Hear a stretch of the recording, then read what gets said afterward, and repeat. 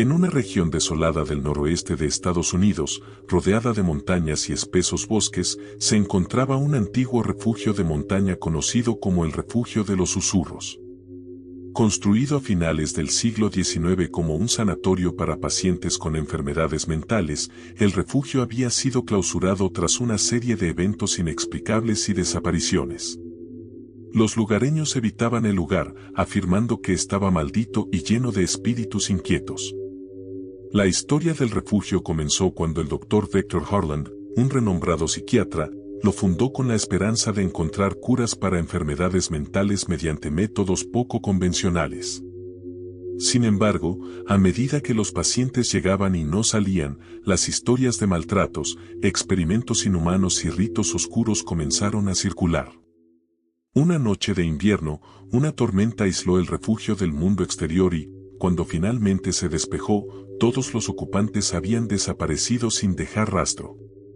Desde entonces, el lugar quedó abandonado, envuelto en misterio y temor.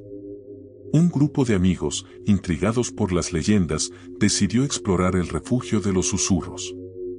El grupo estaba compuesto por 6 personas: Daniel, un aficionado a la historia y líder del grupo; Laura, una fotógrafa apasionada por lo paranormal; Mac, un técnico en electrónica encargado de los equipos de grabación; Sarah, una médica interesada en la psiquiatría histórica; Tom, un espeleólogo experimentado; y Clyde, una escritora que buscaba inspiración para su próxima novela. Llegaron al pequeño pueblo cercano al refugio y se alojaron en una posada regentada por una mujer llamada Abigail. Al enterarse de sus intenciones, Abigail intentó disuadirlos. «No deberíais ir allí», les advirtió con voz temblorosa. «El refugio está maldito. Los susurros de los que han sufrido aún resuenan en sus paredes». A pesar de las advertencias, los amigos estaban decididos a descubrir la verdad detrás de las leyendas. Equipados con linternas, cámaras y equipos de grabación, se adentraron en el bosque hacia el refugio. La noche era fría y oscura, y el viento susurraba a través de los árboles, creando una atmósfera inquietante. Al llegar al refugio, encontraron la puerta principal entreabierta, como si los estuviera invitando a entrar. La atmósfera era pesada y opresiva, y todos sentían una presencia inquietante. Dentro del refugio, los muebles estaban cubiertos de polvo y telarañas, y las paredes estaban adornadas con antiguos retratos de pacientes con miradas de desesperación. Decidieron instalar sus equipos en el vestíbulo principal, donde según los registros, el Dr. Harland había llevado a cabo muchos de sus experimentos. Mientras Mac y Laura preparaban las cámaras y los sensores de movimiento, Daniel se adentró en las salas de tratamiento en busca de cualquier pista sobre los secretos del refugio. A medida que exploraban, comenzaron a notar cosas extrañas.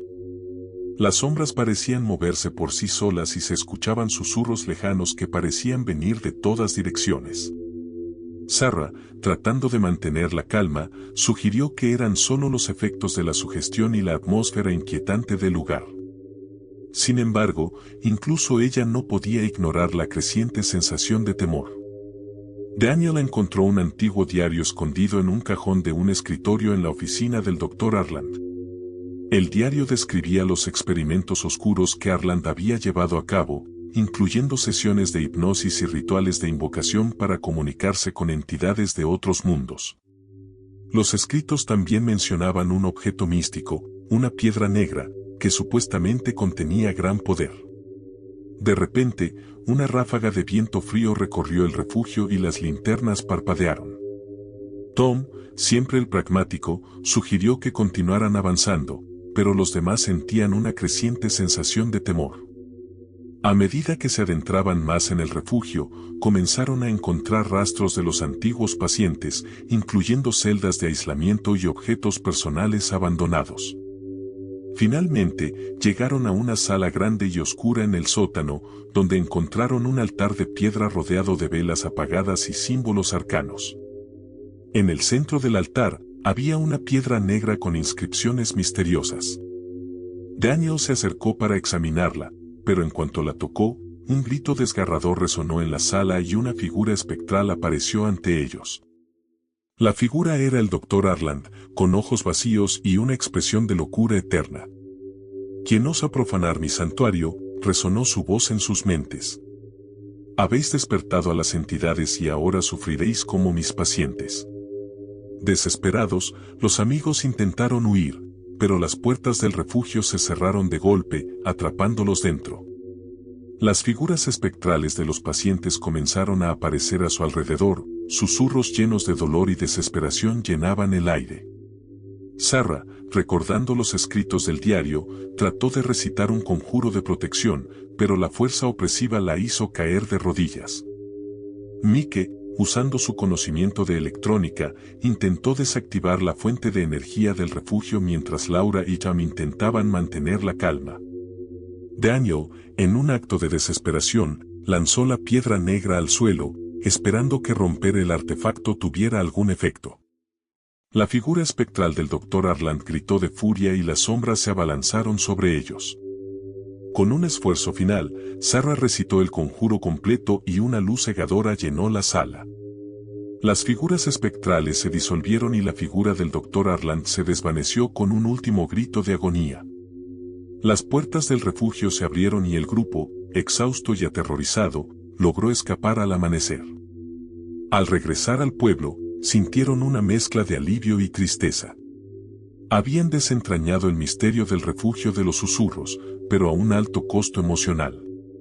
Contaron su experiencia a Abigail, quien los recibió con lágrimas de gratitud.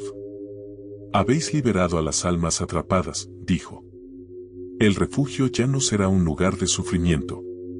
Daniel, Laura, Mac, Sarah, Tom y Clyde regresaron a sus hogares con la certeza de que habían hecho algo significativo. Publicaron su experiencia, incluyendo fotografías y testimonios, que pronto se volvieron virales. El refugio de los susurros se convirtió en un símbolo de redención y esperanza, un lugar donde los visitantes iban a rendir homenaje a las almas liberadas. Sabían que había muchas otras historias como la del refugio de los susurros, lugares donde las almas atrapadas clamaban por liberación. Y así, su misión continuó, buscando traer paz a los atormentados y arrojar luz sobre los oscuros rincones del mundo. El refugio de los susurros sigue siendo un recordatorio de que incluso en los lugares más oscuros puede haber esperanza y redención. Los que conocen la historia hablan de los valientes exploradores que desafiaron la maldición para traer paz, y la leyenda perdura como un testimonio de la capacidad del espíritu humano para superar el miedo y hacer el bien. Soy Jaime, un comercial que recorre distintas zonas de España en busca de clientes. Mi trabajo me obliga a estar siempre en la carretera, a menudo durmiendo en lugares desconocidos. Pero lo que viví aquella noche fue algo que jamás podré olvidar. Era un viernes de octubre. Las hojas de los árboles caían y el aire empezaba a volverse más frío. Ese día había sido largo y agotador. No había podido visitar a todos los clientes que esperaba y se me hizo tarde para volver a casa. Decidí no arriesgarme en la carretera y buscar un lugar donde pasar la noche. Encontré un hostal viejo y de mala muerte, pero muy barato, en un pequeño pueblo de Castilla-La Mancha. Pensé que era una buena idea, solo necesitaba un lugar para dormir y poder continuar mis visitas a la mañana siguiente. El hostal, al que llegué ya entrada la noche, estaba casi desierto. El recepcionista, un hombre mayor con una mirada vacía, me dio la llave de una habitación en el tercer piso. El pasillo estaba débilmente iluminado por unas pocas bombillas que parpadeaban y el aire tenía un olor a humedad y algo más que no pude identificar. Abrí la puerta de mi habitación, una pequeña celda con paredes amarillentas y un mobiliario que parecía no haber cambiado desde los años 70. La cama, cubierta con una colcha raída, se veía incómoda. La ventana, con cortinas gastadas, dejaba entrar un poco de la luz de la farola de la calle, suficiente para ver el polvo flotando en el aire. Intenté relajarme, pero el ambiente era inquietante. Cada sonido, cada crujido del viejo edificio, me hacía sentir incómodo. Me tumbé en la cama y cerré los ojos, pero me costaba conciliar el sueño. Sentía que algo no estaba bien. Finalmente, después de horas de dar vueltas, logré dormirme. Pero mi descanso no duró mucho. En plena madrugada, me desperté de repente. No podía moverme. Intenté levantarme, pero mi cuerpo no respondía. Mi respiración se volvió pesada y rápida. Estaba completamente paralizado. En la penumbra de la habitación, vi una figura que se acercaba lentamente a mi cama. Mis ojos se abrieron de par en par mientras el miedo me invadía. Era una mujer, o algo que parecía una mujer. Gorda y desnuda, su piel estaba pálida y putrefacta. El olor era insoportable, una mezcla de podredumbre y muerte. Su rostro desfigurado se acercó a milímetros del mío. Podía sentir su aliento fétido en mi cara, sus ojos vacíos mirándome fijamente. Quise gritar, pero no pude. Mis labios no se movían. Entonces, ocurrió algo aún más aterrador. La mujer empezó a lamerme la cara, su lengua áspera y fría rozando mi piel. Sentí un escalofrío que recorrió todo mi cuerpo, mientras mis ojos se llenaban de lágrimas de terror. No sé cuánto tiempo pasó, pero para mí fueron minutos interminables. Finalmente, la figura retrocedió y desapareció en la oscuridad de la habitación. Mi cuerpo empezó a responderme de nuevo, y me incorporé de golpe, jadeando y empapado en sudor. No volví a dormir esa noche. Me quedé sentado en la cama, con la luz encendida, esperando que amaneciera. Tan pronto como el primer rayo de sol entró por la ventana, recogí mis cosas y salí de ese maldito lugar. Esa experiencia me marcó para siempre. Desde entonces, evito quedarme en lugares desconocidos y siempre llevo una pequeña luz de noche conmigo. La imagen de esa mujer y la sensación de su lengua en mi cara aún me persiguen en mis peores pesadillas. Conducía sin rumbo fijo, tratando de sacudirme la sensación de horror que se había apoderado de mí. Cada vez que cerraba los ojos, la imagen de aquella mujer volvía a mí, implacable. Decidí detenerme en una cafetería para despejarme y tomar un café bien cargado. El lugar estaba lleno de gente, lo que me ayudó a sentirme un poco más seguro. Pedí un café y me senté en una mesa cerca de la ventana, observando el bullicio de la gente que entraba y salía. Mientras estaba sentado allí, escuché a dos hombres en la mesa de al lado hablando sobre una leyenda local. Decían que hace muchos años, una mujer había muerto en circunstancias misteriosas en un antiguo hostal de la zona. Según la leyenda, su espíritu deambulaba por los pasillos en busca de venganza, atormentando a quienes se atrevieran a pasar la noche allí. Mi corazón comenzó a latir más rápido mientras escuchaba su conversación. Las descripciones coincidían demasiado bien con lo que había vivido la noche anterior. No podía seguir ignorando lo que había pasado. Tenía que saber más sobre esa leyenda y sobre el hostal. Después de terminar mi café, me acerqué a los hombres y les pregunté si sabían más detalles. Uno de ellos, un anciano con una voz grave y pausada, me miró con curiosidad y empezó a contarme la historia completa. Hace muchos años, una joven llamada Isabel había sido acusada injustamente de brujería y quemada en la hoguera. Su espíritu, lleno de ira y dolor, había quedado atrapado en el hostal donde la habían apresado antes de su ejecución. Decidí regresar al hostal esa misma noche, armado con la información que había recabado. No iba a dejar que el miedo me dominara. Llegué al hostal al anochecer y, después de hablar con el recepcionista, me dirigí a la habitación donde todo había ocurrido. Al entrar, sentí una presencia, pero esta vez estaba preparado. Me senté en la cama y, en voz alta, dije, Isabel, sé lo que te hicieron y lamento mucho tu sufrimiento. No vengo a hacerte daño, solo quiero entender. Un silencio profundo llenó la habitación. De repente, una brisa fría pasó a mi lado y, por un momento, sentí una mano invisible rozar mi hombro. Cerré los ojos y esperé. Poco a poco, la atmósfera comenzó a cambiar y la sensación de opresión disminuyó. No vi a Isabel, pero supe que de alguna manera había escuchado y comprendido. Salí del hostal con una extraña sensación de paz. La experiencia me había cambiado, pero ya no me sentía perseguido por el terror. Desde entonces, siempre que paso por Castilla-La Mancha, dejo una flor en la puerta del hostal en memoria de Isabel, esperando que su alma finalmente haya encontrado la paz. Esto sucedió en mi adolescencia. Estábamos en casa con mis primos, que habían venido de visita. Yo estaba muy contento, ya que tengo poca compañía a diario. Mis padres nos dijeron que debíamos quedarnos un rato a solas, ya que ellos saldrían a hacer unas compras y se tardarían un poco. Esto nos aterrorizó mucho, ya que al lado de mi casa hay una propiedad de 2 pisos abandonada, con un aspecto terrorífico. Para calmar el miedo, decidimos ver una película.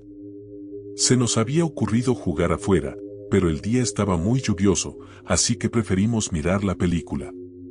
Hicimos palomitas y nos preparamos unas bebidas. Después de un rato, mi primo dijo que iría al baño, así que mi prima y yo nos quedamos en el cuarto. Escuchamos un ruido que nos hizo voltear en dirección a la ventana, y lo que vimos nos dejó paralizados. Allí, en aquella propiedad abandonada, se encontraba una niña de unos 10 años. Llevaba puesto un vestido rosa, unos zapatos blancos de época, y su cabello negro y liso llegaba a la altura del hombro. Lo más terrorífico era que no se le veía el rostro y que parecía flotar y atravesar las paredes como si nada. Asustados, salimos corriendo de la habitación y cuando mi primo volvió del baño, también alcanzó a verla. Corrió aterrorizado con nosotros hacia la sala y nos quedamos allí hasta que llegaron nuestros padres. Les comentamos lo que habíamos visto, pero no nos creyeron. Ellos pensaron que, tal vez, al estar viendo películas de suspenso, nos habíamos sugestionado y asustado a nosotros mismos. El día que decidieron creernos fue cuando mi tío se alistaba para salir y estaba preparando su camioneta. Cuando se subió y procedió a encenderla, no lo pudo hacer. Es ahí cuando se baja para revisar y pudo ver cómo aquella niña, que nosotros le habíamos descrito días atrás, corría de la parte delantera de la camioneta hacia la casa abandonada. Asustado, le comentó a mis padres, y se fueron a revisar aquella casa de aspecto terrorífico, pero no había nada, ni señales de aquella niña.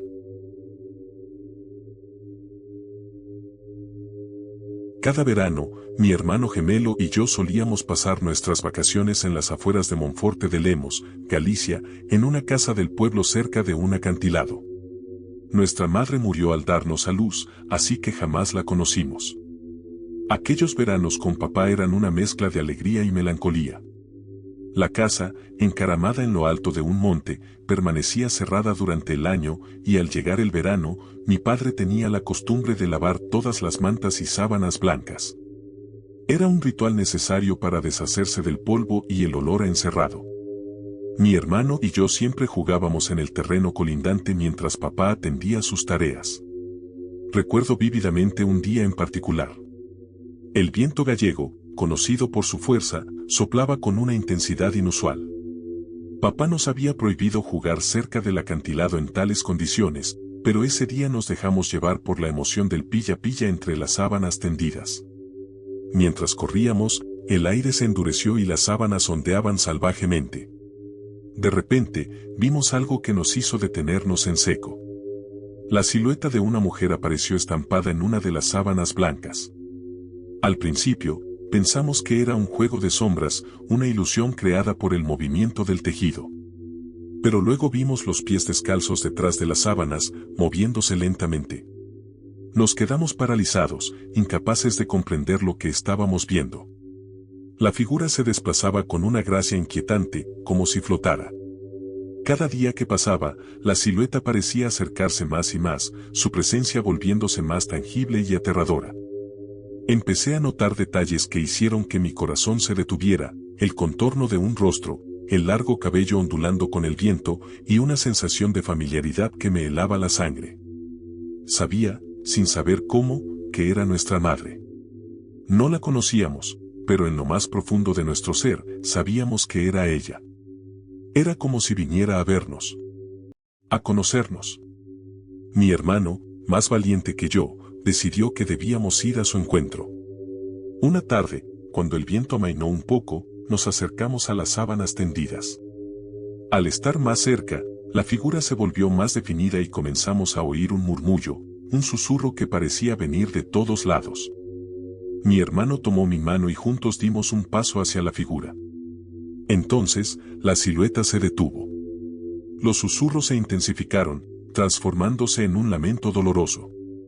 Sentí un frío helado atravesar mi cuerpo. La figura extendió una mano hacia nosotros, y en ese momento supe que no debíamos estar allí. Huyendo de ese lugar, encontramos a papá en la casa. Le contamos lo sucedido, pero él solo nos miró con una tristeza infinita y nos dijo que la dejáramos en paz. Nunca mencionó a nuestra madre, pero desde ese día, las sábanas blancas ya no se tendían al viento. Años después, todavía puedo ver esa figura en mis sueños, acercándose lentamente, susurrando palabras que no puedo entender. Sigo sintiendo su presencia, y aunque ya no visito la casa del acantilado, sé que ella sigue allí, esperando. Aquellos veranos en Galicia dejaron una marca en nosotros. Mi hermano y yo nos prometimos no volver, pero la memoria de nuestra madre, la figura en las sábanas, siempre estará con nosotros, recordándonos un vínculo que ni siquiera la muerte pudo romper.